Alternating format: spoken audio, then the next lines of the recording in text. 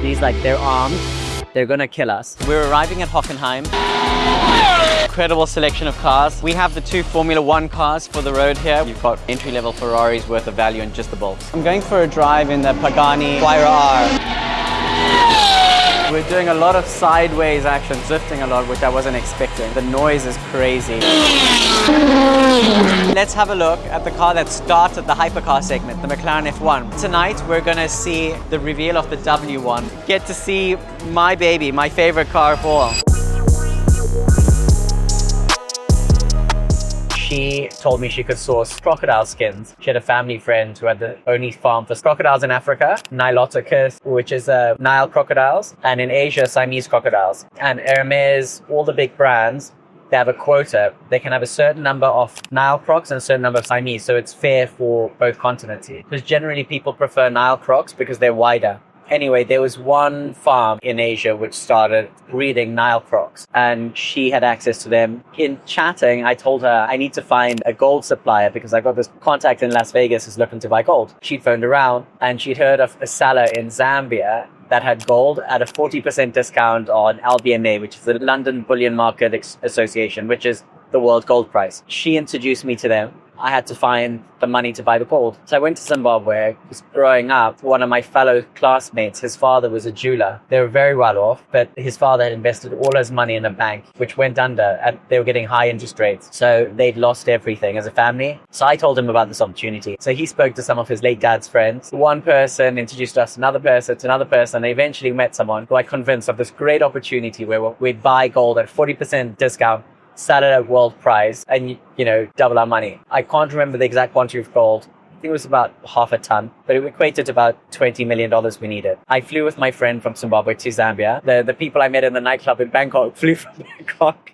So we get picked up from the airport by the sellers who worked for an embassy. They were physically carrying arms, drove us to the actual government offices, the Ministry of Mines. Get to Ministry of Mines. They take out massive crates, huge metal boxes with gold in it. And they give us an SGS gun, which tests the purity of gold. We take out the gold, is smelted into small ingots like this. And we put the SGS gun against it. It says 93% purity. Check another one, 93% purity. So we think it's real. And then my friend Darren, who I'm with, tells me, Ameerh, I need to speak to you outside for a second. On the way out, he had a gold Rolex. He took the SGS gun, put it against Rolex, 93%. It's like, we go outside and he tells me, Ameerh, the gold's fake. And it's like, how do you know? I mean, the SGS gun says it's real. He's like, I felt gold my entire life. It's too light. It's definitely off. And also, I'm wearing my dad's old Rolex. It's 18 karat gold, and it's still showing 93% purity on the SGS gun, so it's impossible. He's like, they're armed. They're going to kill us. So there's a big lorry driving past. So he's like, come with me. He runs and jumps on the lorry as it's going past. I was like, no, I was like, oh, the guys from Bangkok are in here. I can't just leave them. So I went back in and said, my friend's left. He's going to get a plane to fly in with the cash. I need you to drop us off at the airport. When the cash has arrived, we'll call you. They say fine. They drop us back at the hotel. When I get to the hotel, I went to the police to report this. The police said, look, they've got diplomatic immunity, so we can't question them if they're from the embassy that you're saying. And then the police started trying to extort money out of me. They were asking for bribes. They pitched up at the hotel. And they're like, how much money were you going to pay and stuff like this? Because they knew there would be large amounts of money. So then when I was at university, one of the guys in my class was from Zambia. So I call him and he introduces me to a lawyer who I call. The lawyer says, look, there's nothing you can do. Just get out of the country as soon as possible, because now you've got the police's attention. You don't know what they're going to try and do. And these guys have diplomatic immunity. So we were using a logistics company, if we got the gold, to transport through the country. I'd already paid for flights and everything to Zambia and the hotel, and I figured I've got to figure out a way to at least cover those expenses. A newspaper in my room which said that all Africa Games were being held in Zambia. So I figured, okay, there must be some opportunity with all Africa Games. Spoke to the guys at the airport and asked if they knew who does the sourcing and everything for the All Africa Games. Turns out there was a public tender in the newspaper to supply gym equipment for the All Africa Games. From Zambia, I flew to South Africa and met with a company called Genesis Fitness, which do gym equipment. I managed to get the rights for Zambia as a country from Genesis Fitness, and then tendered to supply the gym equipment for the Zambian All Africa Games. Just as we got to contract stage, their All Africa Games were cancelled again because of the recession and economic downturn. So that fell apart. For many years, every deal I worked on at the nth minute fell apart. It's terrible luck. But then Alexandra, who wanted the Golden Diamonds, later went to work for Spike Lee, the movie producer. Spike Lee set up a jet company called Halcyon Jet. And Halcyon Jet, they were looking to be a global company and were looking for someone to represent them in Africa. So she asked me if I'd be interested in representing them on the continent. I knew nothing about planes. I mean, show me 2 aircraft. I'm like, oh, they've got wings, you know? I spoke to Halcyon and told them I'd do it if they give me exclusive rights for the whole continent. And they refused to give me exclusivity. So I Googled world's largest jet companies. One was NetJets, Warren Buffett, and the other Blue Star Jets. So I got Halcyon to sign the contract. I said I was going to countersign, which I had no intention of doing. I contacted Blue Star, spoke to Ricky, who is their CEO, and told him that Halcyon have offered me the rights to Blue Star Jets in Africa, but they won't give me exclusivity. If he gives me exclusivity, I'll sign with him. But I'm giving him 48 hours to make a decision, and then I'm going to contact NetJets next. So he agreed over phone, and then I flew to New York. And I can remember sitting in the boardroom. I was 23, but I looked much younger. Their CEO, their vice president, the legal team, everyone walks in, sit down in the boardroom. How long's your dad going to be? And I was like, it's me. And they were furious because they thought I was a silly little kid from Africa, tricked them into give them exclusive rights. And they gave me rights to the African continent for 10 years. They had no business in Africa. So they figured they'd either let it lapse to 10 years and then get someone else, or if someone they thought was serious comes along, they'd find a way to take it away from you. So now I have the rights to this company. I had no idea what to do. In 2004, Zuckerberg set up Facebook, which was for university students, and Eric Walkmeister, as a Swedish count, set up A Small World, which was an exclusive social network meant to connect people who sail to Aspen or Saint-Tropez for the summer and stuff. I dated a girl when I was at university, was pretty connected and came from a affluent family. She got me invited to A Small World. In ASW, I met a guy in Sweden called Joseph Amersell, who had a jet company called Blue Cube Aviation.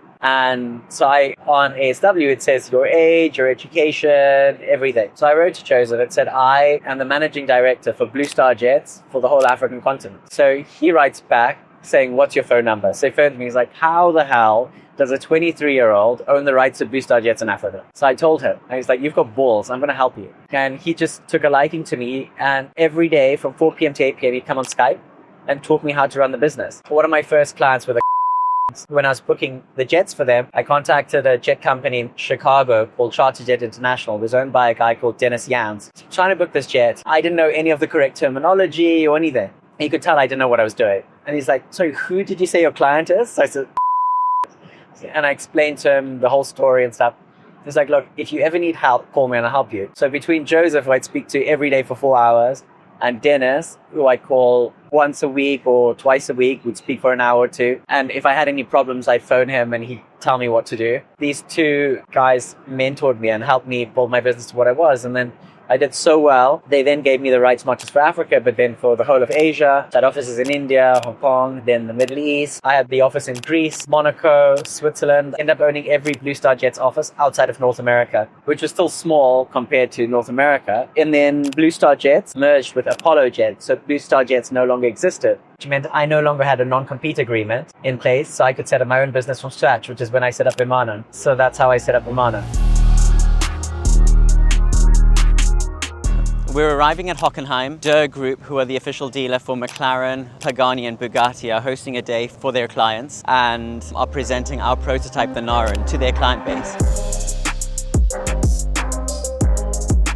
We've just arrived. As you can see, an incredible selection of cars. LaFerrari, I had one, probably one of the most fun cars to drive. Gembala Mirage GT. Gembala's a tuner who've tuned this to push it even more to its limit. It's an incredible car. This is very cool. I haven't seen the Brabus Rocket GTS in the flesh. It's based on the Mercedes SL and they've turned it into a shooting brake. So a hatchback, perfect boy racer car. What I find weird though is when the sun hits it, you can see it reflects bright blue here, and then it's like a dull blue here, and then from a different angle it's the reverse. So I think you have to be so careful with exposed carbon to make sure it matches up. And then we have the two Formula One cars for the road here. We've got the Valkyrie, which has as much Formula One technology as possible, alongside Mercedes Project One, which was their equivalent of the Valkyrie, also has the exact same engine they have in the Formula One car. Between the two, what do you guys prefer? So here we have a Speedtail. McLaren decided they were going to do a new interpretation of the McLaren F1 with a 3-seater configuration where you sit in the middle. And then at a similar time, Gordon Murray who was the head designer at McLaren when they designed the McLaren F1, had set up his own company, GMA, Gordon Murray Automotive, and they built the T50, which is a closer interpretation of a new version of the McLaren F1. Yeah, two different takes on a new iteration of that car. Let's take a walk and go through in chronological order the 3 Pagani models that have been released.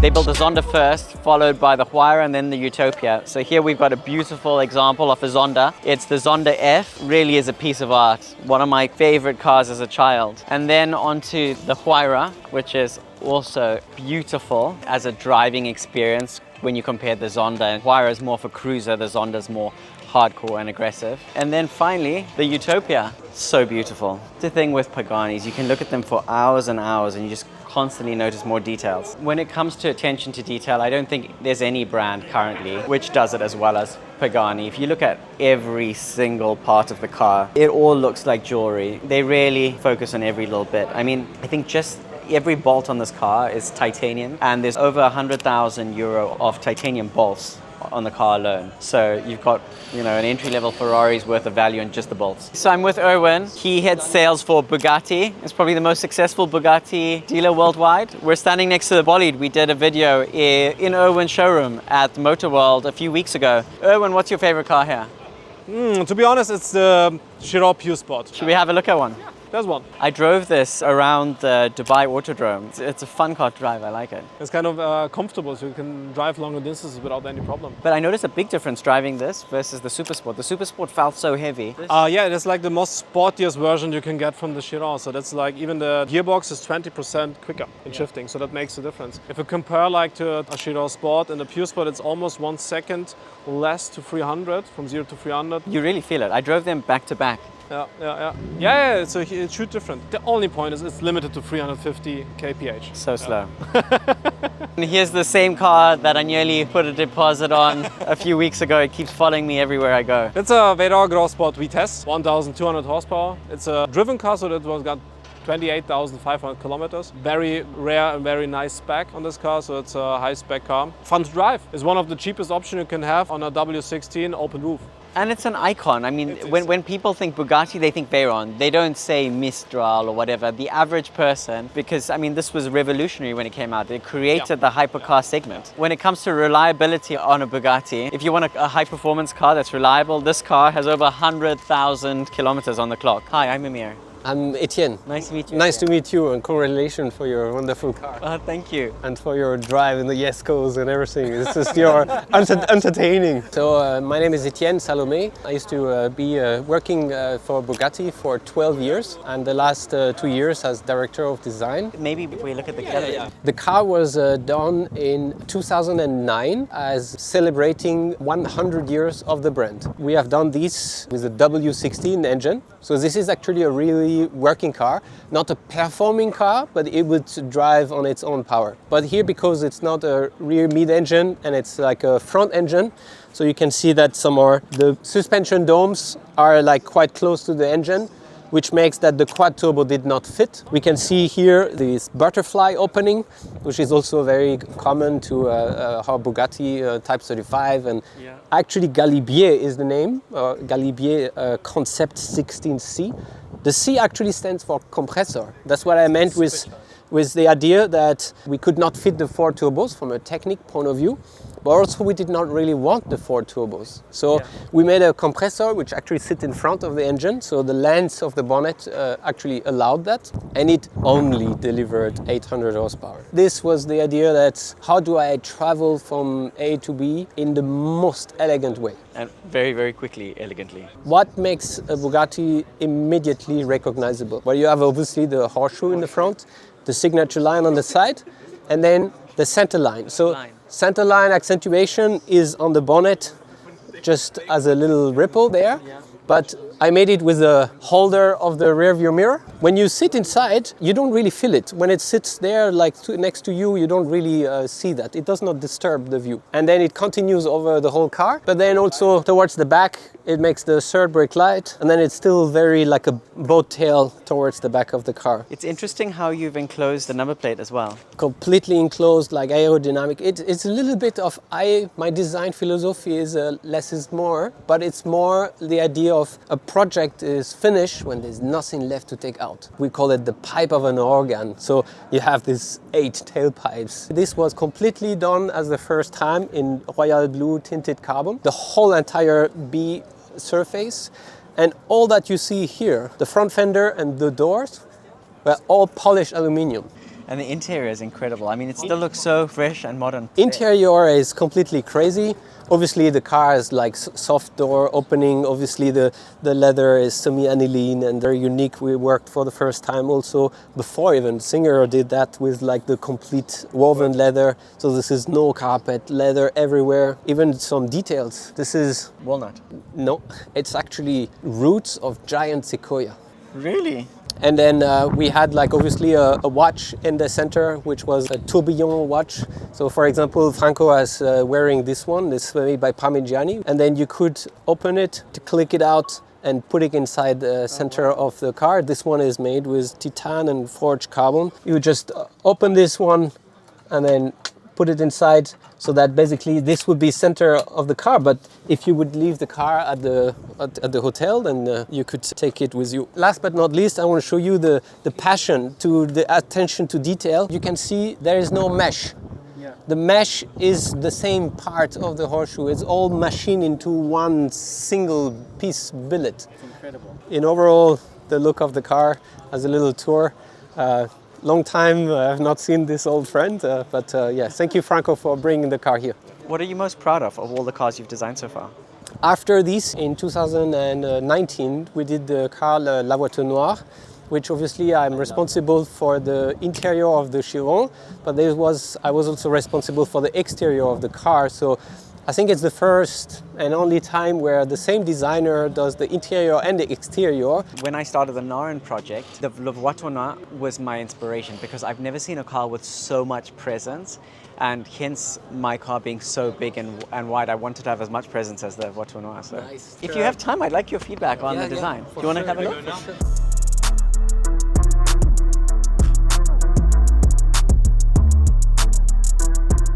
McLaren have produced some of my favorite cars. The McLaren F1, the SLR. When McLaren makes special cars, they're special. Let's have a look at the car that starts at the hypercar segment, the McLaren F1, probably the holy grail. Here we have it, the first car that cost over $1 million. It was the fastest car in the world, my dream car for most of my childhood. It's still the most incredible thing. I love the central seating position with the 2 passengers flanked on either side. Inside of the engine bay is coated in pure gold, dissipates heat. The car had a modem. It would dial up to the internet and send information back to McLaren's factory, which no car did back then. You've got a manual 6-litre V12. It was all about weight, so they made the car was as light as they could possibly make it. It was the ultimate car for a very long time until the Veyron came out. This came out in 1994. Veyron was, early 2000, so for the entire period, no one came up with a car that could perform anything like this. The next iteration of McLaren's flagship one car was the P1, which we have over here.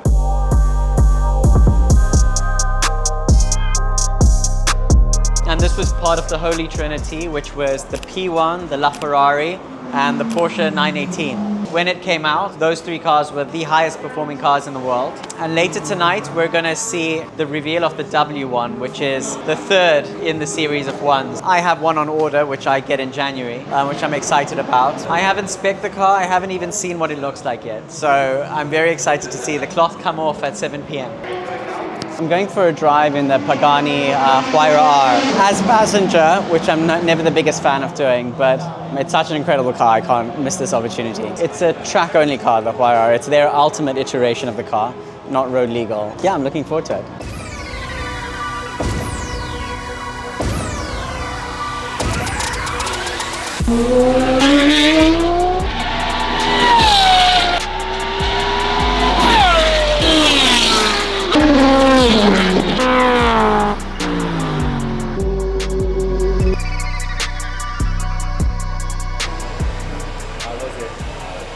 It's fun. Yeah, I find it a lot more scary being in a passenger seat of a car. It's a really fun experience. I like it. We're doing a lot of sideways action, drifting a lot, which I wasn't expecting. It's a lot of fun. The noise is crazy. V12 in a race car. Thanks, Andrea. Yeah, it was incredible. It's been a fun day. Got to go for a drive in the Pagani Huayra R.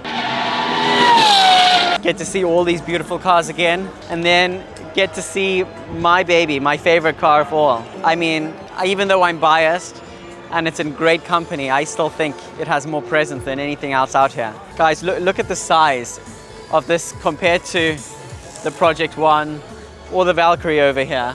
I mean, it morphs them. It's very difficult to appreciate this car in images. It's only when you see it next to other cars that you realize the amount of presence it has. It looks even more sinister and aggressive in the black spec. It's my favorite spec we've had it in so far. Again, like look at it from the rear when you compare the sizes. I mean, it almost makes the Valkyrie look like it could be a Caterham. It looks so small. The more I see the Naran parked amongst other cars, the more proud I am of it. From a visual point of view, it has so much presence. And then the sound when we're reversing it in, I think I've created exactly what I had in my mind. We assumed this project would take us 2 or 3 years when we endeavored on it. It's taken us 7 years to get to the stage. We're hoping in 2 to 3 years. We've spent maybe 5 times the amount of money we initially budgeted. But I'm so glad I didn't know how much time and money it would cost, because I probably wouldn't have started the project.